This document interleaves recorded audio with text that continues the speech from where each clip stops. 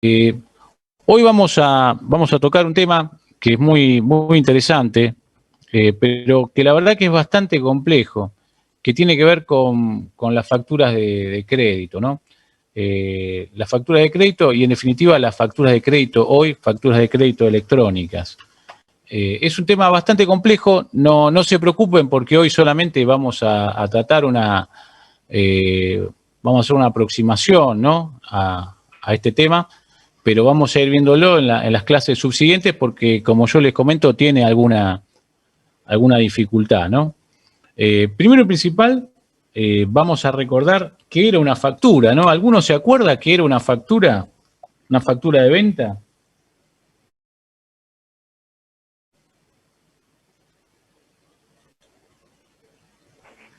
Era el comprobante, profesor, una vez que se realizaba la venta, el proveedor te emite una factura y dependiendo de quién recibe esa factura, bueno, puede ser A, B, C, dependiendo de quién factura a quién. Excelente, excelente. Es básicamente eso, es una forma de reflejar una operación económica, ¿no? De venta de bienes y servicios. Una operación, digamos, sería. Sí. Claro. Sí, dígalo de nuevo que no se escuchó bien. Un cierre de una operación. Digamos, se cierra con la factura. Sí, efectivamente. En teoría se cierra con la factura. Pero nosotros, bueno, vamos a ver el tema desde el punto de vista de la realidad, ¿no? Lamentablemente, la factura en muchos casos no cerraba la operación. ¿Por qué? ¿Qué era lo que faltaba para que se cierre esa operación? El pago. Efectivamente, lo que faltaba era el pago, ¿no? Y si bien las leyes establecen que el pago tiene que efectuarse dentro de los 30 días, ¿no? El límite es 30 días, la realidad es que las facturas, sobre todo en nuestro país, no se pagaban en ese plazo, ¿no? Y si bien cuando uno va a comprar algo, paga y en el momento le dan una factura de contado, ¿no? Un ticket por una operación de contado, esta también puede extenderse hasta 30 días, ¿no? ¿A alguien le queda alguna duda respecto de cómo funciona el tema de las condiciones de pago de una factura? Puede ser a contado, puede ser a 10 días, a 20 días, ¿no? Y el tope máximo sería 30 días, ¿no? Para el pago. Pero, como les decía, la realidad... Sí, Luciana está queriendo decir algo, ¿no? Sí, no, perdón, profe, sí, recién acabo de entrar y bueno, cuando usted dijo que si alguien tenía duda, yo quisiera por ahí que repita un poquito lo de la factura y los pagos esos, por favor. Bien, esto es fundamental, sobre todo para aquel que produce, ¿no? Bienes o servicios. Por supuesto que toda operación comercial, ¿no? De venta, situémonos en el lado del vendedor de bienes, ¿no? O de servicios, a cambio de un determinado precio, ¿no? En el ámbito del contrato de compra-venta, nos va a demandar la emisión obligatoria de una factura, ¿no? De un ticket oficial, de una factura, el cual nosotros tenemos que entregar a cambio del precio de aquello que estamos vendiendo, ¿no? Por ejemplo, si alguien da una clase de inglés, entonces supongamos que es un monotributista y emite una factura, ¿no? Por esta operación. Exactamente, como dice Diego, por servicios, ¿no? Y este pago es de contado, termina la clase y probablemente la persona a quien se le dio esta clase de inglés le paga, ¿no? Una operación de contado, le da la factura y le paga, ¿no? O a lo sumo le paga y le dice, bueno, la factura te la hago mañana y te la mando por mail y se la hace el otro día, ¿no? Pero la operación es de contado. Es muy común en el ámbito comercial que las operaciones se paguen en un rango que va del día 1 al día 30, ¿no? Hasta 30 días el pago de los servicios, ¿no? Esto, por supuesto, es lo que dice la teoría, ¿no? Y enganchando un poco lo que le decía yo a Marino en un momento con respecto a que difiere muchas veces de la realidad. ¿Por qué? Porque aquel que va a pagar no siempre paga en los plazos convenidos en el contrato, ¿no? 30 días, 15 días o al contado, sino que puede tal vez extenderse en el tiempo, ¿no? Por ejemplo, mi caso particular, les hablo de mi experiencia. Yo tengo clientes que les facturo y por ahí me pagan a los 50 días, ¿no? Aunque ese pago tal vez debería ser al contado, o tal vez me pagan a los 30 días un pago que debería haber hecho también al contado, ¿no? ¿Por qué? Porque a mí me interesa, ¿no? Llevar adelante esa operación, porque tal vez puedo soportar el tiempo, ¿no? Que no voy a tener la disponibilidad de esa plata, pero sí me interesa conservar ese cliente y cobrar en definitiva cuando este cliente tenga la plata, ¿no? Esto es lo normal, sobre todo en países como el nuestro, ¿no? Ahora bien, el tiempo es dinero, ¿no? El tiempo es dinero. Y la disponibilidad del tiempo y la disponibilidad del dinero, sobre todo la disponibilidad del dinero y la necesidad de contar con medios para tener dinero constante y sonante en tiempo real, tiene un costo, ¿no? Tiene un costo, que es el costo financiero, ¿no? Si yo, por ejemplo, le vendo a Ludueño y Ludueño me va a pagar a los 60 días, ¿no? Yo necesito la plata hoy para pagar los sueldos a, no sé, a Giselle Russo, que es mi empleada, por decirles un ejemplo, ¿no? Entonces, yo sé que el dueño me va a pagar a los 60 días, pero yo la plata la necesito hoy. Y bueno, entonces en ese caso podría solicitar a una entidad financiera que me otorgue un crédito, que ponga a disposición mía sumas de dinero para yo pagarle a Giselle Russo. Por supuesto, las entidades financieras, los bancos a la cabeza, por esta obra de bien que hacen, por supuesto, cobran servicios, ¿no? Ese es el costo financiero. Giselle Russo dice, depende de la confianza en la relación con el cliente y ahí se convierte en un título de inversión. Sí, ahora vamos a ver con eso, pero fundamentalmente tiene mucho que ver con la confianza que tengo con el cliente, pero ¿la confianza de qué? ¿Qué tipo de confianza es la que yo voy a tener en el cliente? Pregunto. Bueno, yo quería aportar algo. Por ejemplo, nosotros ahí en donde yo trabajo, a mí me mandan facturas de los preocupacionales y yo se los paso a liquidaciones, no sé cuántos días serán 30, póngale, pero como es el Ministerio de Economía, es como que ya firmaron un contrato y eso como que queda como un crédito, ¿no? ¿Por ahí viene la mano o entiendo mal? Yo pondría mi ejemplo, como ya saben que es una empresa que le va a pagar, no ya, pero en algún momento esa factura se va a cancelar, yo creo que es como que le da como un mérito de crédito a la empresa. Tiene mucho que ver eso que vos decís, Marisol, tiene mucho que ver. Yo en realidad lo que pregunto es, ¿qué es lo que va a tener en cuenta uno a la hora de conceder estos plazos tan extendidos que van más allá de los 30 días que, por ejemplo, dice una factura? Los antecedentes que vos tuviste con esa persona, con ese proveedor. Efectivamente. Si es un proveedor o un perdón, en este caso sería un cliente tuyo, que los antecedentes son que sí, que se toma su tiempo, pero que paga, y quizás a vos te da financieramente para sostenerte en el tiempo, para esperar ese cobro, te conviene tenerlo porque vas a tener un cliente más. Pero efectivamente, es por eso. Yo no le voy a dar ese crédito a cualquiera, ¿no? Yo, por ejemplo, no sé, aparte mi caso es personal, continuo, me parece, ¿no? También porque es continuo.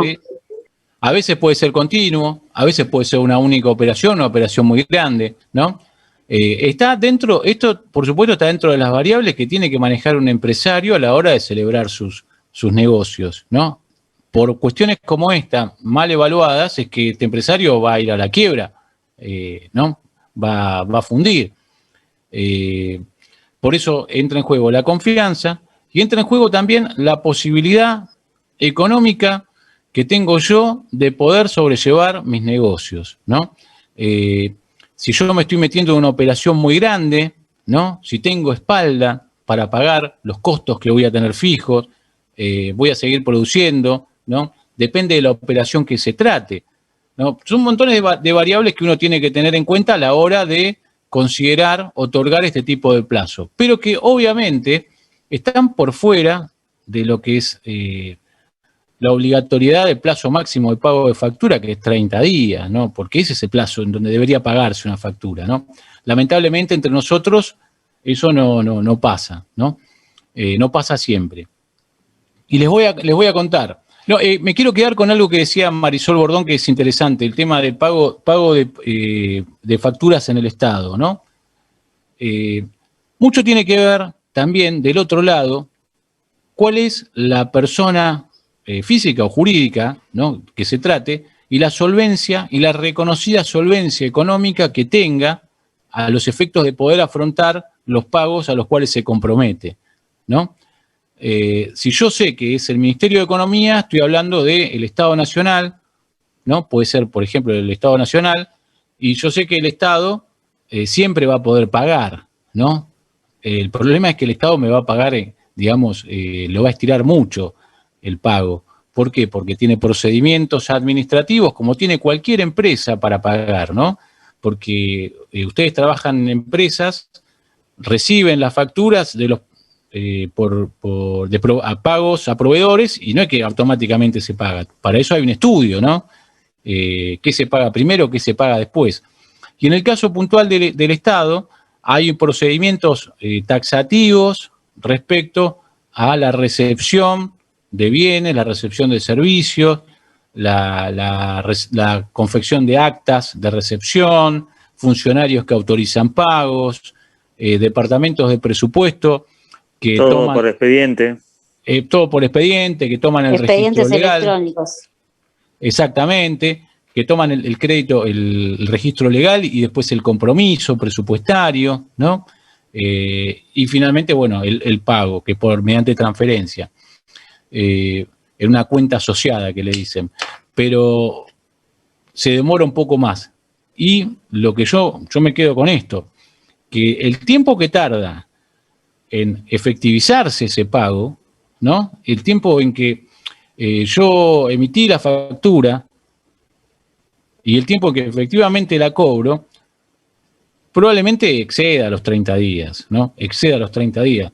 Y, por ejemplo, les cuento, en el caso del Estado, el Estado dice en los pliegos y bases y condiciones particulares, generalmente dice que el pago será a los 30 días de confeccionar el acta de recepción definitiva. Y bueno, yo meto la factura hoy y primero va a haber un acta de recepción provisoria y después va a pasar por 54 oficinas y después a los 2 meses, a los 3 meses va a intervenir la comisión de recepción definitiva para otorgar ese acto respecto del cual van a empezar a correr los 30 días para mi pago, ¿no? Pero para mí fueron como 4 meses, 5 meses, ¿no? Y a mí si te pagan después con un cheque, después tenés que ver si es 60 días, 90 días. Exacto. Esa es la segunda cuestión. Por eso, primera cuestión, todo ese lapso de tiempo en donde yo no tuve y presté el servicio, ¿no? Yo se lo vendí el poncho, se lo entregué, lo recibieron de conformidad y le hice la factura y se la entregué. No me puede pagar de contado, me paga los 30, 40, lo que sea, ¿no? En tiempo en real, independientemente de los 30 días que establezca la factura o menos, pero yo tengo que soportar un tiempo en donde no cuento con esa plata, ¿no? Y tengo que salir a buscar plata en el mercado. Eso para mí va a ser un costo, ¿no? Y ese costo es lo que se llama costo financiero, ¿no? El costo del dinero. ¿Lo ven eso? Ese es el primero de los puntos. Y el segundo de los puntos, decías vos, Diego, y recién decías algo muy interesante. Le puedo comentar si quiere, yo trabajo en el Estado también. Y, ¿me escuchá? Perfecto. Y tenemos 2 formas de pago. Uno que es las cajas, yo manejo los fondos de caja que me van otorgando, bueno, de a 3 o 4 millones, dependiendo de los fondos que estén disponibles, y voy emitiendo cheques al día, no la orden hago, Eso generalmente, nada, todo el mundo quiere ese pago. Y si no vamos por licitaciones a través de expediente, ese también igual va por expediente, pero hay licitaciones a través de BAC, BAC es Buenos Aires Compras, que los proveedores participan por rubros, hace una licitación de la necesidad, no sé, una licitación de 300.000 pesos o 400.000 o lo que fuere en rubro de electricidad, por ejemplo, participa proveedores y el que tiene mejor precio es el que avanza, siempre es con el mejor precio. Y después ese tarda unos 30 y pico de días el proceso hasta que llega la orden de pago a contaduría y cuando sale con un cheque a 60, 90 días. O sea, los proveedores más o menos que participan en el BAC saben que tienen una demora de 3 a 6 meses prácticamente. Pero contemplan también después los precios. O sea, el precio que uno consigue a través de BAC, no sé, un tubo fluorescente sale 3.000 pesos cuando vos vas a una casa de electricidad que sale 1.000, por decir un ejemplo, ¿no? Ya está remarcado, el precio siempre es más caro. Y en cuanto a caja, nosotros que nos otorgan las cajas en principios de abril, generalmente nos manejamos con proveedores que nos dan durante todo el verano nos dan saldo a favor. Entonces, tienen que bancarse 3 meses de que retiramos materiales hasta que se otorgan la plata y nosotros empezamos a sacar pagos. Y ha pasado. El año pasado hubo un proveedor que prácticamente se fundió y bueno, no tuvo la espalda suficiente como para aguantar. O sea, era nuevo el proveedor, se mandó a trabajar con el Estado y bueno, le pasó que no le salía nunca más, o sea, le tardó un montón de salir el pago y se fue a pique. Hay una regla de oro en relación al Estado, que es que el Estado a la larga, no a la corta, pero seguro a la larga, termina pagando, ¿no? El problema es que nosotros, al amparo de este marco de inflación que tenemos galopante, ¿no? Y además el costo financiero que me insume a mí conseguir dinero por no tener disponible esa plata, encarece el precio que yo tengo que ponerle a los bienes o servicios que le venda al Estado. Por eso el Estado, lamentablemente, compra caro.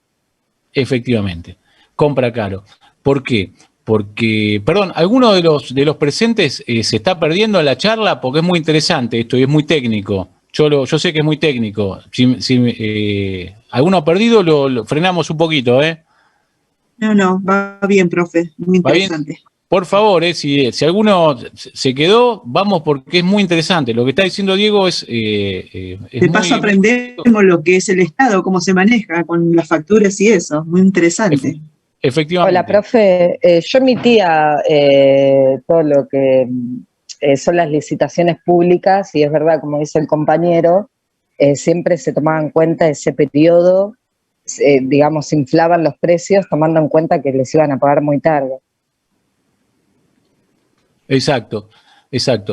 Y a eso le vamos a sumar un tema, le vamos a poner un eslabón a un tema que vimos, si no me equivoco, ayer, me parece que fue ayer, que es el tema de cuando a mí me pagan con documentos que tampoco son, los puedo efectivizar en el momento, ¿no? Porque, no sé, supongamos que yo tengo un cliente muy malo, que lo tengo, ¿no? Y generalmente el cliente malo es el cliente que más te hace trabajar y es el cliente que peor paga, ¿no? Tenés problemas para cobrar, hay demoras en los pagos y cuando conseguís que te pague, por ahí te tira un cheque a X días, ¿no? Cheque de pago diferido a X días. Bueno, en ese caso, si yo necesitara, frente a este mismo escenario, ¿no? El mismo escenario que planteaba Diego, liquidez, disponibilidad de fondos, es en este supuesto en donde yo tengo que ir con ese documento con el cual me pagaron tarde y mal, a rematarlo a que alguien me lo compre, ¿no? A vender ese título de crédito, ese cheque, en esos lugares non santos, ¿no?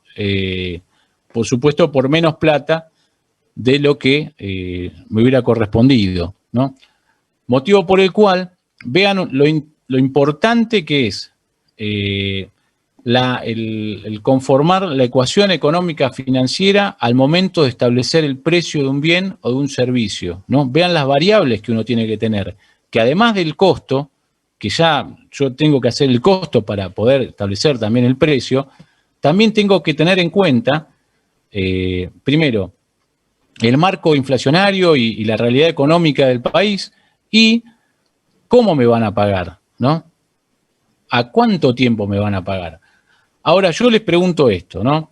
¿En todos los casos es iguales? No, por supuesto que no. Y en todos los casos no podemos siempre medir con la misma vara, porque hay distintos tipos de proveedores con diferentes niveles de solvencia y también hay distintos tipos o diferentes de operaciones comerciales que se están realizando, ¿no? No es lo mismo, no es lo mismo vender una computadora, no sé, a 100.000 pesos que cerrar un contrato por 100 millones de dólares, ¿no? Por supuesto, en ambos supuestos, las facilidades que yo podría otorgar a cualquiera de estos sujetos a los cuales les estoy vendiendo bienes, por decirlo así, van a ser totalmente distintas y particularizadas, ¿no? Sumamente particularizadas. ¿Por qué? Porque yo tengo que ver el negocio, digamos, de manera global, ¿no? De una manera completa. Y por supuesto no voy a poder utilizar las mismas medidas, ¿no? Que tomo para uno respecto del otro. Pero bueno, la cuestión es que yo quiero con esto hacer una introducción a lo que se conoce con el nombre de factura de crédito electrónico, ¿no? Factura de crédito electrónico. Había salido una ley, la ley 24.760, ¿no? Que es el año 97, que había instaurado con carácter de obligatorio un régimen que se llamó el régimen de la factura de crédito. ¿Qué es el régimen de la factura de crédito, no? ¿Por qué surgía el régimen de la factura de crédito? O sea, yo tenía una factura de venta y apareció una ley que me decía, ahora va a haber también una factura de crédito. ¿Escucharon alguna vez hablar de las facturas de crédito? En este país es muy difícil conocer sobre este tema porque no se le ha dado mucha trascendencia, pero sí existe y es una bolilla, ¿no? Sí. Sí, no, alguien yo decía algo. nunca la había escuchado. Sí, en la Argentina no son muy conocidos. Es una bolilla que está en el... ¿Tenemos a alguien en sala de espera? Perdón, sí. Aragón. Le decía, no es un tema que se ha tratado mucho en nuestro país, ¿no? Pero en otros países sí. Ha tenido un desarrollo mucho más preponderante. Pero ¿por qué surgen las facturas de crédito? Facturas de crédito. Nosotros ya sabemos que es una factura de venta. Ahora aparece una ley en el año 97, por ahí algunos de ustedes capaz que ni siquiera había nacido o tenía pocos años, bueno, salía esta ley que me exigía a mí confeccionar además una factura de crédito. Bueno, porque el legislador reconoció, ¿no? Reconoció que las pequeñas empresas que trababan relaciones comerciales con las grandes empresas, ¿no? Y que emitían facturas a 30 días, muchas veces sufrían, y entre paréntesis sufren al día de hoy, el poder de las grandes empresas de pagar cuando y cómo les parecía, ¿no? Pero sobre todo cuándo les parecía. Y esta situación, digamos, de inferioridad llevaba a reconocer, ¿no? que aquel que emitía una factura contra una gran empresa iba también a sufrir de los vaivenes que sufre cualquiera que emite una factura contra el Estado, ¿no? Que podría ser visto también como una gran empresa, ¿no? ¿Y cuál era el tema? Y el tema era que a mí me pagaban a los 60, a los 70 días, ¿no? Y de esa manera, jugaban de alguna manera, producían con mi plata, ¿no? yo era una pequeña empresa y yo dependía de ellos, porque ustedes piensen que muchas pequeñas empresas, por ahí capaz que tienen un único cliente. ¿Se dan cuenta? Eran proveedores solamente de un único cliente. Y ese cliente era el que mantenía por ahí un staff, no sé, de 10 personas en administración o 10 operarios, digamos. Es realmente una realidad esto, ¿no? Muchas empresas tenían un único proveedor, ¿no? Y este proveedor, por supuesto, le tiraba todo. Sigue pasando, profesor. Sí. Sí, ¿qué decías, Diego?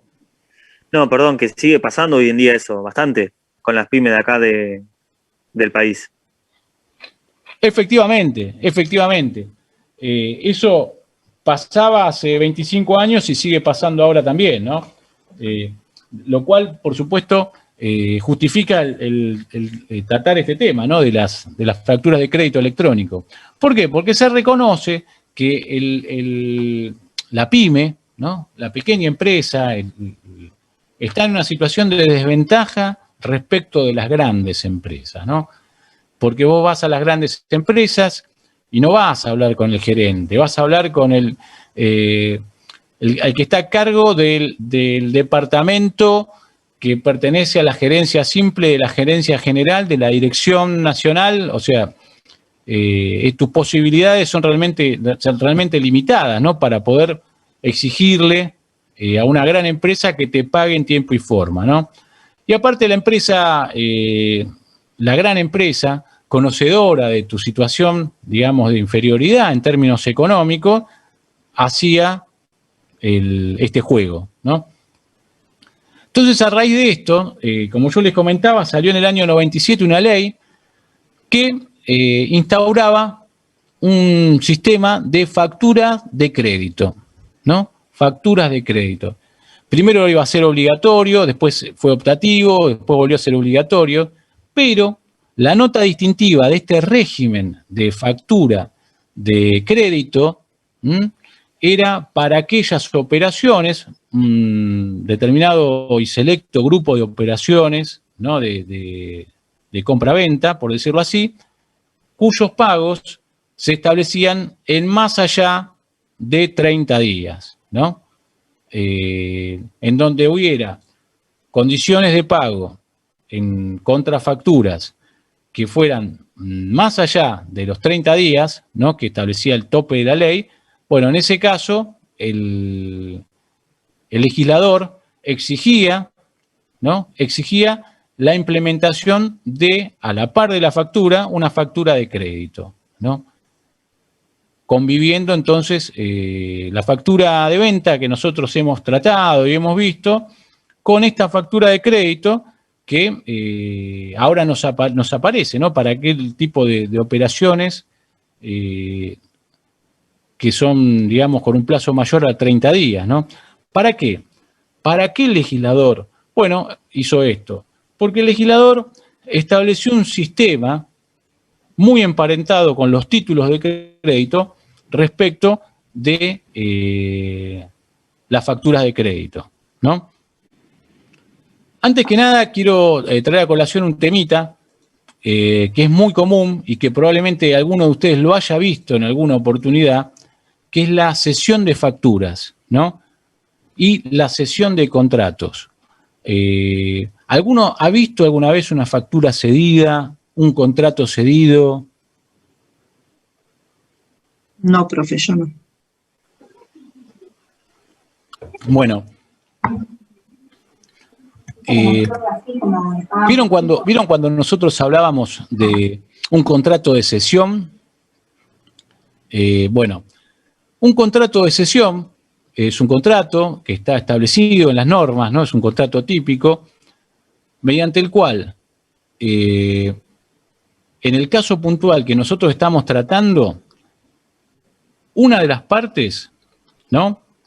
Cede sus obligaciones, ¿no? Aquellas obligaciones a las cuales se comprometió en favor de otra, que se va a hacer cargo de esas prestaciones que debe llevar adelante, siempre y cuando, dos cosas, el contrato lo permita y siempre y cuando el acreedor lo acepte, ¿no? Dicho en otras maneras, Medina pinta casas, ¿no? ¿Por qué? Porque tiene una maestría para pintar casas, lo hace rápido, lo hace muy bien y lo hace barato, ¿no? Entonces, la contratamos a Franci Medina para que pinte una casa.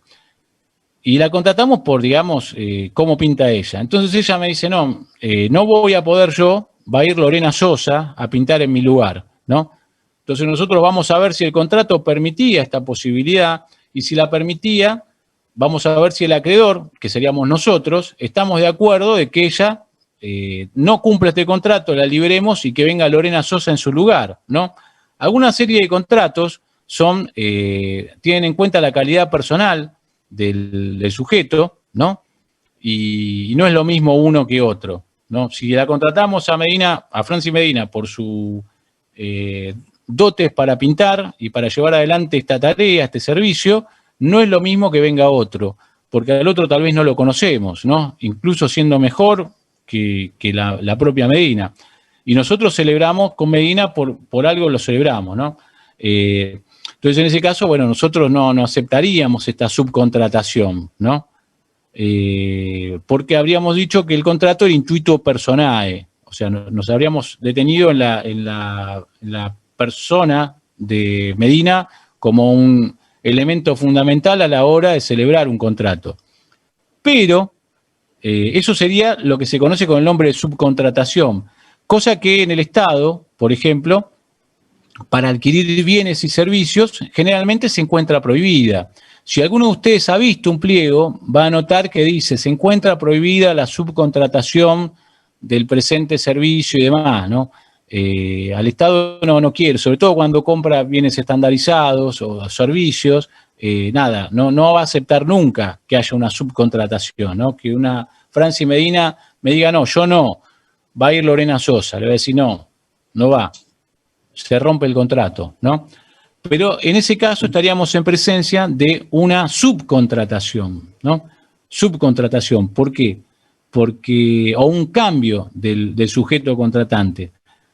Porque Franci Medina me podría decir que, bueno, que ella va a venir a pintar, pero que la va a ayudar Lorena Sosa.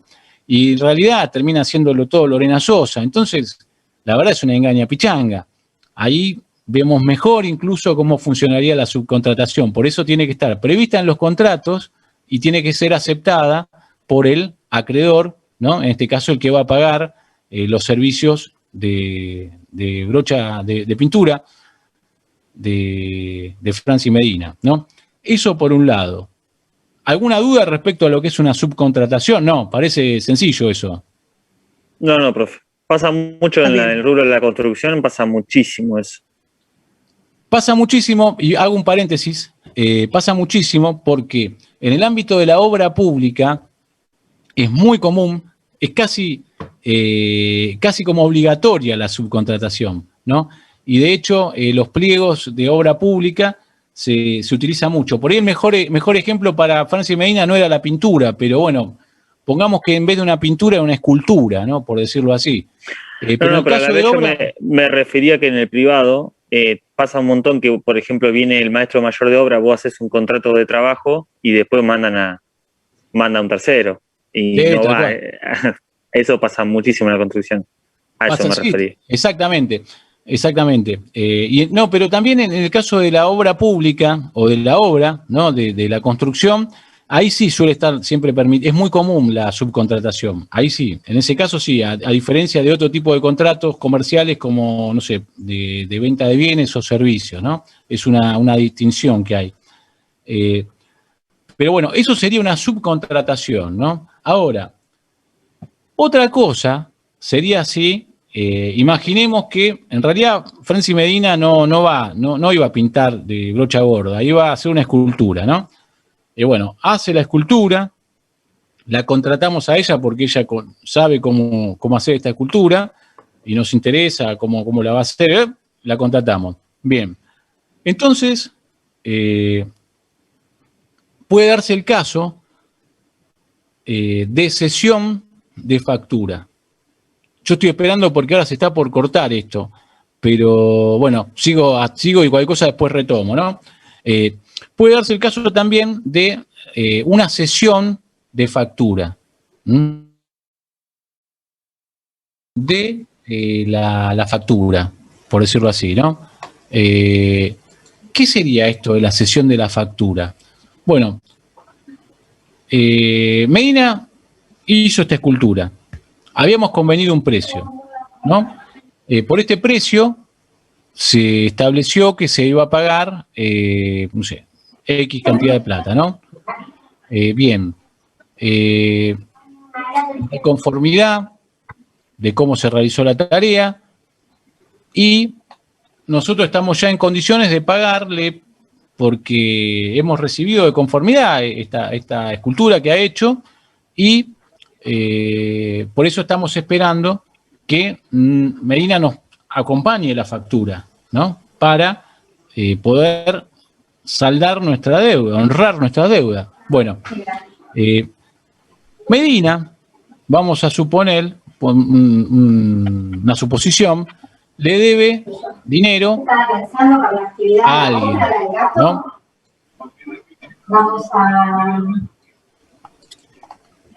Perdón, ¿alguien quería hablar? No. No, tienen abierto el micrófono, me parece. La puede silenciar ustedes si puede. Sí, vamos a silenciarlo. No, pero ahí se vino el silencio. Bueno, vamos a suponer entonces que ella tenía a su vez una deuda, ¿no? Ella tenía una deuda y... pregunta si se está grabando. La verdad que habría que ver si está Francisco. Buenísimo. Entonces decíamos, volviendo otra vez a este ejemplo, Medina tiene una deuda con un tercero. O casualidad, a ese tercero le está debiendo la misma plata que ella va a cobrar por esta escultura que hizo, ¿no? Entonces, en ese caso, ella lo que va a hacer es una cesión de la factura, ¿no? Mediante un contrato formal, por escribano, ¿no? Va a hacer una cesión de su crédito, porque ella tiene un crédito a cobrar, tiene una deuda a cobrar, ¿no? Y hace una cesión mediante un escribano a favor de cualquiera de los aquí presentes, ¿no?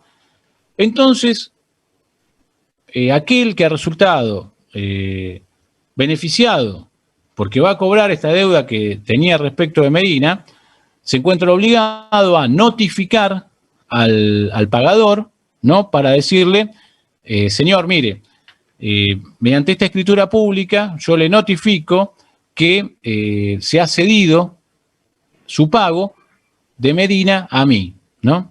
Entonces nosotros, en ese caso, típica pregunta en el área contable, ¿qué hacemos? No, bueno, hay que pagarle a quien nos ha notificado, ¿no? Si lo ha hecho, por supuesto, mediante una escritura pública, ¿no? Por supuesto. Corresponde que sea pagado. A este nuevo acreedor, ¿no? El monto que habíamos pactado. En ese caso nosotros vemos un ejemplo de la cesión de una factura, ¿no? Una cesión de una factura. Entonces, vemos que hay una gran distinción entre lo que es una cesión del contrato, ¿no? Y una cesión de un derecho a cobro. Porque en lo que es cesión de contrato puede haber cambio de los sujetos que intervienen en ese contrato. Recordamos que un contrato tiene 3 elementos, que son los sujetos, las partes, ¿no? El objeto que están contratando y la causa, que es el motivo por el cual hacen este contrato, ¿no? Decimos entonces que hay, en este su primer caso, un cambio del sujeto que va a cumplir con la obligación, en tanto que en el segundo de los casos, lo que hay es un cambio de titular de percepción de esta suma de dinero acordada, ¿no? Le correspondían a Medina, ahora, habiéndose llevado adelante la cesión, como dice la ley, para liberarme yo de esta obligación, se la pago al nuevo acreedor, ¿no? Al acreedor cedido, y de esa manera no tengo más nada, Medina ya no va a poder reclamarme nada, ¿no?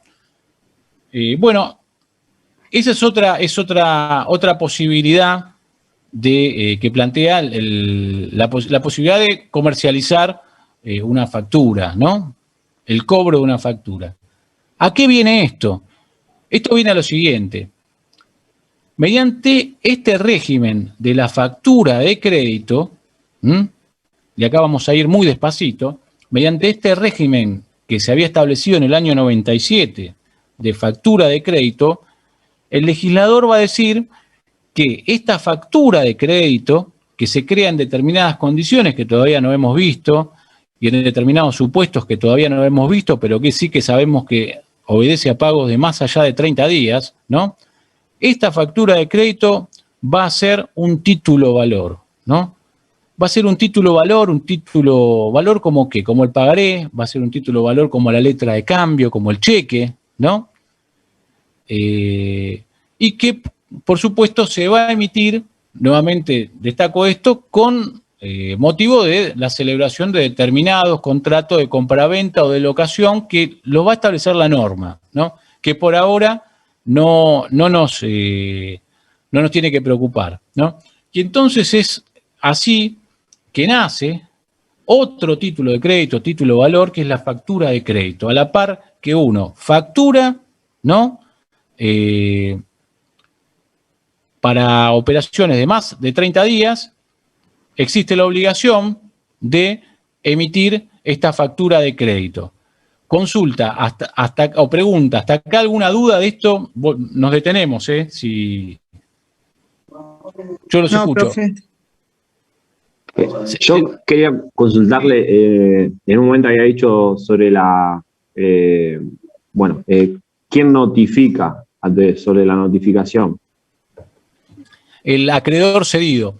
Por ejemplo, si la factura te la cedieron a vos, Medina te la dio a vos porque te debía plata, vos sos el que tiene que notificar o lo puede notificar Medina.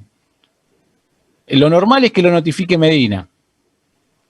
Sí. Es por intermedio de una carta documento, le informa que se llevó adelante una escritura pública y que por medio de esta escritura pública se dio la factura, ¿no? A favor tuyo, ¿no? Y el domicilio de pago y demás. Y todos los datos que sean necesarios para el pago de una factura, ¿no? Y en ese momento el deudor del pago, que seríamos nosotros, los que recibimos ese servicio, sabemos que no hay otra persona que pagarle más que a vos, ¿no? Estamos notificados fehacientemente mediante una carta documento. Normalmente este tipo de carta documento la suele enviar quien hace la cesión, ¿no? El cedente. Pero si te la manda el cedido no está mal tampoco, ¿no? Porque te está notificando fehacientemente que existe una escritura pública. Y lo que normalmente se hace, esto se hace mucho también en el Estado, acompaña copia de la escritura pública, ¿no? Y ahí entra a tallar un poco lo que eran los instrumentos públicos y los instrumentos privados y la validez probatoria que tienen los primeros respecto de los segundos, ¿no? Por eso los veíamos en alguna oportunidad. Y bueno, volviendo a la factura de crédito, el legislador crea un título valor, ¿no? Similar al pagaré, a la letra de cambio, ¿no? Que como decíamos se va a tener que emitir con motivo de determinados contratos de compraventa o de locación, ¿no? Por supuesto, esta factura de crédito van a ser juntamente con la factura de venta, ¿no? La va a emitir el vendedor o el locador y esta factura, la factura de crédito, va a tener que ser aceptada ¿por quién? Por el comprador o el locatario. Va a tener que ser aceptada. Una vez aceptada y en poder del vendedor, ¿no? O el locador también podría ser, constituye un instrumento que va a habilitar la vía ejecutiva para perseguir su cobro, y eso en el caso de que no se pague, y fundamentalmente va a poder circular vía endoso. Vean esto, vía endoso. Esta factura de crédito, va a poder circular vía endoso, ¿no? ¿Alguna duda respecto de qué sería entonces una factura de crédito?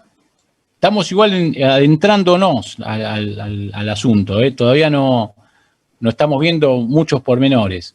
Profe, ¿se ve esto? ¿alguna cantidad de límite de endoso? La ley no lo plantea. Ok. La ley no lo plantea. No está el profe. Pero lo interesante es que este documento va a poder circular, ¿no? Va a poder circular vía endoso, ¿no? Es un título de crédito. Pensemos lo siguiente. Este sistema se creó en 1997. Y si yo les digo a ustedes, si les pregunto, ya en las postrimerías de esta clase, si este es un documento cartular, ¿lo es y por qué?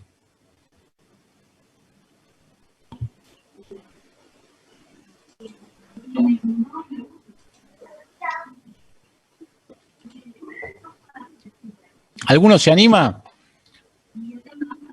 Estamos en 1997, cuando se diseñó el sistema.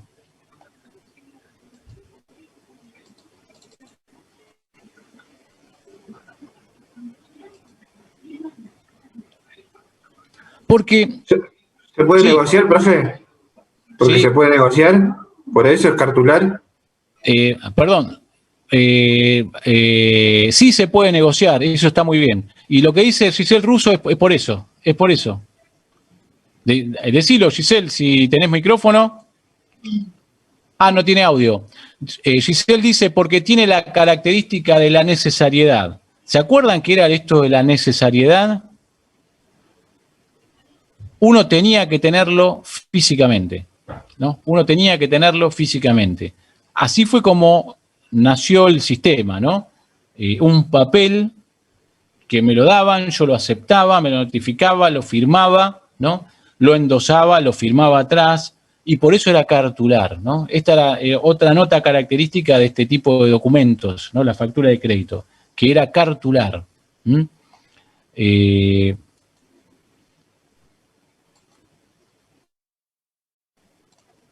¿Dudas? ¿Alguna consulta? Profe, o sea que, ¿qué pasa si se cede esta factura a un tercero y no la puede cobrar? ¿Se vuelve hacia atrás? Bueno, nosotros vamos a estudiar cómo funcionaba la factura de crédito y más que nada cómo funciona la factura de crédito electrónica, porque todo esto que yo les comento es una intro. Encontré unos apuntes muy interesantes respecto de la historia de la factura de crédito, pero esto es una intro para que nos depositemos en el tema que realmente interesa por estar en el año 2021, que es la factura de crédito electrónica, ¿no? Que es producto de otra ley ya muy posterior, una ley del año 2018, que es la ley 27.440, ¿no? Y en lo que respecta a la factura de crédito electrónica, de la cual solamente les he dado el nombre, ¿no? Es donde vamos a abrevar en todos los caracteres propios de este tipo de negociación. Pero lo que tiene que quedarnos en claro es lo siguiente, que estamos en presencia de un título de crédito, ¿no? Un título de crédito que nace cartular, por esto de la necesariedad, un título de crédito que va a ser endosado, que tiene que ser aceptado, ¿no? Que por ser necesario tiene que estar en poder del titular. Cuando lo endosa lo traspasa, ¿no? Materialmente, lo tiene en la caja fuerte. Pero esto, por supuesto, va a cambiar con los años y máxime llegado ya al 2018, ¿no? Cuando ya se concibe otra cosa que va a tener algunas de las características que ya vamos a ir viendo de esta factura de crédito, pero que va a ser electrónica. Y por ser electrónica ya no va a ser más cartular. ¿Saben por qué no va a ser más cartular? Porque no. Sí. No, quería decir eso. ¿Por qué, profe? A ver, ¿por qué? Porque no la voy a tener físicamente. Claro, no lo tenés ya en la mano. Está excelente. Efectivamente. ya no la voy a tener en la mano, ya no la voy a tener en la caja fuerte. Esto va a estar en algún servidor, ¿no? En algún lugar del mundo, o en los servidores de la FIP, donde estén, y no la voy a tener que tener físicamente. Por eso ya no va a ser más cartular, ¿no? Y eso lo va a destacar la nueva ley esta del año 2018.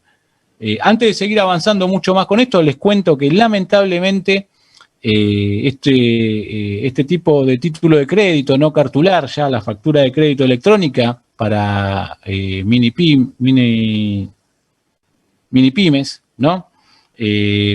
Realmente no ha tenido un gran desarrollo en nuestro país, lamentablemente. En otros países, como por ejemplo Chile, por dar un caso, es muy alto el nivel de comercialización que tiene este tipo de documentos. ¿Por qué? Porque como ya vamos a ver en las clases que vienen, este tipo de documentos, la factura de crédito ya electrónica, como decía un compañero por ahí, ha sido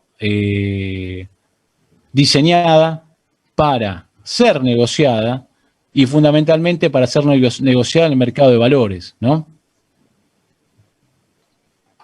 Y es interesante conocerla de la teoría, aunque no tenga mucha práctica entre nosotros, ¿no? No sean muchos los volúmenes que se hubieran negociado. Y es por eso, porque es un título de crédito no cartular que va a tener una vida propia, ¿no?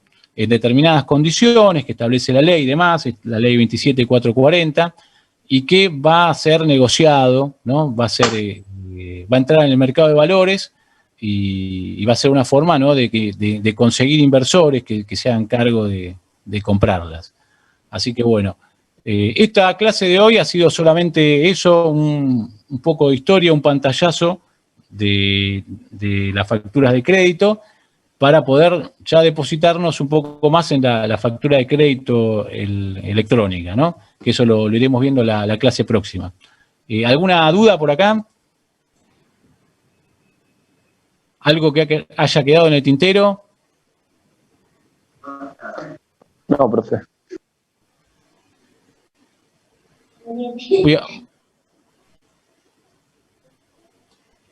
Dice una pregunta que quedó en el tintero. En realidad, este tema de la FC se retomó en el gobierno anterior, sí, fue en el 2018. Pero en realidad vamos a decir que el sistema es de 1997, ¿no? Decía Giselle Russo, ¿por qué no es física? Sí, ya está. Y Nicolás Suárez después nos decía que no, pero bueno, no sé por qué nos decía que no, pero capaz que tiene razón. Sí, este sistema de factura de crédito electrónico se retomó en el gobierno pasado, pero es algo que viene ya, digamos, que tiene un desarrollo legislativo bastante recorrido, ¿no? Pero no, profe, era porque había preguntado si había dudas o no. Ah, buenísimo. Pero es una forma de comercializar facturas, porque, y esto es lo último que les digo, porque no los quiero atosigar un viernes a las 10 de la noche. El pequeño, ¿no? La pyme, mi pyme, está en una situación de desventaja con la gran empresa, ¿no? La gran empresa le paga a los premios. ¿Por qué? Porque es una gran empresa y tiene el poder para poder hacerlo, ¿no? Y a vos como mini pyme capaz que es tu único proveedor, digamos, o tu único cliente o tu cliente más importante. Entonces vos estás sujeto a los términos de pago, de cancelación de deudas, ¿no? Que te hace la gran empresa. Lo que busca este sistema, que nuevamente entre nosotros no ha tenido mayor desarrollo, no ha tenido mayor desarrollo, es, como ya vamos a ver en la próxima clase, buscar que estas facturas de crédito electrónico, ¿no? Puedan conseguir fondos de terceros, ¿no? Y inversores, a los efectos de que las pequeñas empresas puedan hacerse dinero de manera rápida, como les correspondería, ¿no? Y no tener que esperar los plazos de pago de los poderosos, ¿no? De las empresas, las grandes empresas, ¿no? Esa sería más o menos la lógica de este tipo de documentos. Pero bueno, No les voy a sacar más tiempo.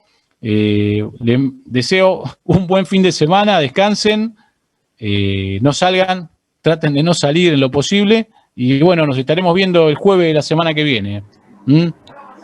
Buenísimo. Dale, Profe, profe, muy amable. una consulta. ¿La semana que viene van a dar clases virtuales? Y el jueves y el viernes no habría problema, porque hay una prohibición, ¿no?, de la ciudad. Yo hoy estaba escuchando que hay una... Claro, no, porque un profesor anterior dijo que bueno, que después nos avisaba, pero él creía que no iba a haber. Después el profesor anterior a usted de filosofía nos dijo, nos vemos la semana que viene, por el viernes. Entonces ahora me quedé como en la duda, digo, ¿va a haber, no va a haber? No, el tema es así. Por supuesto, lunes y martes son feriados. O sea Claro. que en teoría esos días ya no tendría que haber clases por Zoom. Y yo escuché hoy por ahí que en el ámbito de la ciudad, la ministra de Educación, no sé por qué, la verdad que me pareció bastante absurdo, había suspendido las clases por Zoom, virtuales, cosa que no tiene sentido, ¿no? Claro, súper raro. Pero era pero me parece que Sí. eso es para primaria y secundaria. El Sí. terciario sigue en Zoom porque siempre estuvieron en Zoom. Eso creo que fue que aclaró. Por eso Yo yo... entendí igual, ¿eh? Porque Claro, los chicos de primaria y secundaria lo van a recuperar en diciembre 3 días más. Pero como los de terciarios y digamos que nosotros como siempre hicimos en Zoom no nos afecta. Claro, yo la verdad lo entiendo así también, no veo no tendría ningún sentido, ¿no? Suspender el Zoom porque estamos cada uno en nuestra casa, pero siempre estamos sujetos a las directivas del instituto, ¿no? A ver qué es lo que se resuelve, no sé si es que se resuelve algo, ¿no? Pero por mi lado no veo ningún motivo, ¿no? Para no tener clases jueves y viernes. Así que en principio nos estaríamos encontrando el jueves, ¿no? Bárbaro. Sí. No, yo consulté Bueno, profe. porque ahora me quedó la duda, digamos, a las 6:30 de la tarde, 7, un profesor dijo, vemos y nos vemos porque por el tema de la prohibición, que no lo había escuchado yo realmente. Otro profesor dice, nos vemos, entonces ahí dije, bueno, de última le pregunto al último profesor. Claro. No, todavía no tuvimos ninguna novedad, o sea, para jueves y viernes no tendría que haber ningún problema, ¿no? Bueno, perfecto, profe, entonces nos vemos la semana que viene. Sí, y respecto al material de la factura de crédito, sí, por supuesto, sí, vamos a subir las leyes y vamos a subir unos apuntes al respecto, ¿no? Guarda cierta complejidad el tema, pero lo importante es quedarse con las notas centrales de la temática, ¿no? Y máxime en nuestro país, en donde es un sistema que la verdad que no ha tenido mucho desarrollo, mayor desarrollo, y no lo conoce nadie. O sea, no lo conoce nadie realmente. Pregunten qué es una factura de crédito electrónica y nadie, el que no esté en el tema, y es muy poca gente la que lo conoce.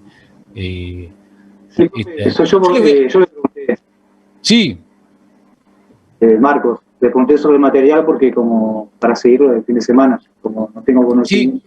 sí, no, voy a pasar las dos leyes, que sobre todo la primera. Pero yo les cuento algo. Nosotros en el programa lo que tenemos es factura de crédito, ¿no?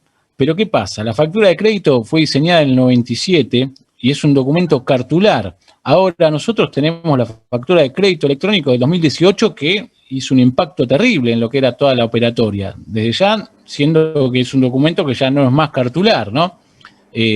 Por eso me parece que para completarlo hay que dar factura de crédito electrónica, por lo menos las nociones más importantes, ¿no? Para Es lo saber que está de vigente. dónde viene la mano. Claro. Para ver por dónde viene el asunto, pero conceptualmente, ¿no? La práctica es muy complicado, la verdad que no ha tenido casi ningún desarrollo en Argentina. Yo no sé si ha habido grandes operaciones, ¿no? Si la bolsa, el mercado de valores ha tratado mucho la factura, lo dudo. ¿Se usaba, profe, para exportación, la factura electrónica en su momento? No, para ese exportación mercado. hay otro tipo de documentos que vamos a llegar a ver, entiendo yo. Hay otros créditos documentarios se llaman, pero están muy emparentados, ¿eh? Por eso este es un tema que viene bien para los créditos documentarios, para operaciones de exportación, importación. Pero más o menos ya hay que tener un poco de